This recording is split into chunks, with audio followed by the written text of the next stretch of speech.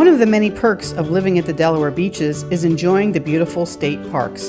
And one way to take your experience at these parks to the next level is to purchase a surf fishing tag for your four-wheel drive vehicle. They are available for purchase from many retailers and welcome centers throughout the region. Check out our blog below to see where you can pick up yours.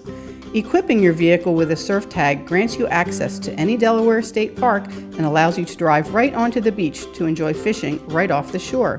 There are a few things to keep in mind, however. You always want to make sure you underinflate your tires to the correct PSI to ensure you don't get stuck in the sand. Maintain a safe speed so as not to overexert your transmission, which can result in serious damage to your vehicle or yourself. For additional safety measures and required materials to equip your vehicle with, read our blog entry below. Another thing that you must do is make sure that you are actively fishing while you are parked on the beach.